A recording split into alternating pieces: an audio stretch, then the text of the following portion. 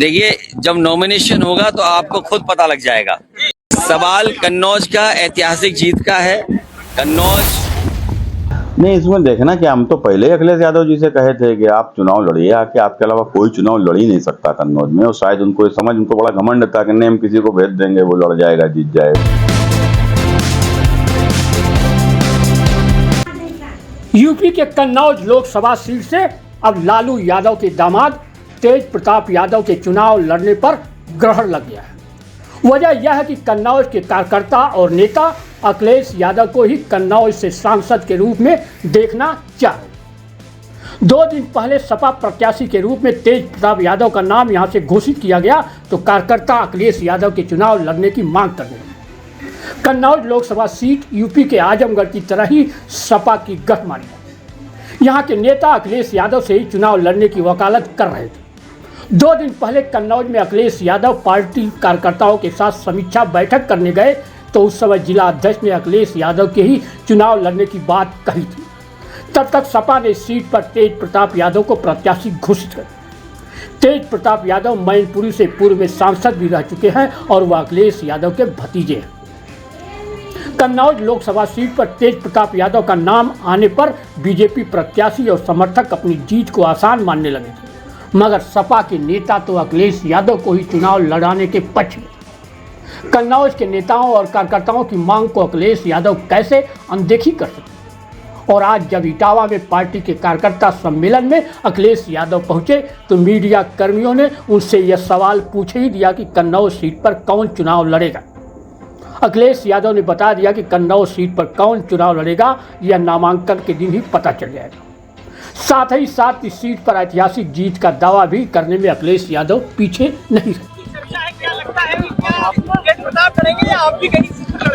देखिए, जब नॉमिनेशन होगा तो आपको खुद पता लग जाएगा। नॉमिनेशन होगा तो आपको पता लग जाएगा और हो सकता है नॉमिनेशन से पहले ही आपकी जानकारी होगी। कन्नौज के लोगों का मानना है कि आपको चुनाव देखिए, सवाल कन्नौज का ऐतिहासिक जीत का है। कन्नौज अलग बात है, लेकिन उससे ज्यादा जो जनता ने मन बनाया है, इंडिया गठबंधन भविष्य बन के आ रहा है और भारतीय जनता पार्टी इतिहास बन जाएगी इस चुनाव में। जनता भारतीय जनता पार्टी के खिलाफ मतदान करने जा रही है। एनडीए को पीडीए हराएगा। कल योगी आदित्यनाथ भी जसवंत नगर में रैली करने आ रहे हैं। वो पता नहीं क्यों आ रहे हैं, अच्छा है उनका आना। एक तरह से मुख्तार अंसारी की रिपोर्ट जो है वो नेगेटिव आई है, उसमें पॉइजन नहीं आया है। परिवार वाले रिपोर्ट पे भी शक कर रहे हैं, आपको क्या लगता है? देखिए, जिस तरीके की बहुत सारी चीजें हो रही हैं, मान लीजिए आज एक पत्रकार जो विदेशी पत्रकार थी, जो अखबारों में हमने पढ़ा, उसे भारत छोड़ने के लिए कह दिया गया। लेकिन वही खबर ये भी मिल रही है कि सरकार ये कह रही है क्योंकि वीजा में कुछ दिक्कतें थीं, इसलिए उन्हें विदेश जाना पड़ रहा है, अपने घर जाना पड़ रहा है भारत छोड़ करके। तो सच्चाई क्या है? जो संस्थाएं हैं वो संस्थाएं बीजेपी के लिए काम कर रही हैं।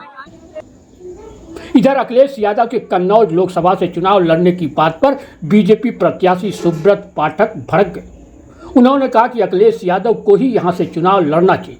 नहीं, इसमें देखना कि हम तो पहले ही अखिलेश यादव जी से कहे थे कि आप चुनाव लड़िए, आके आपके अलावा कोई चुनाव लड़ ही नहीं सकता कन्नौज में। और शायद उनको बड़ा घमंड था कि नहीं, हम किसी को भेज देंगे, वो लड़ जाएगा, जीत जाएगा।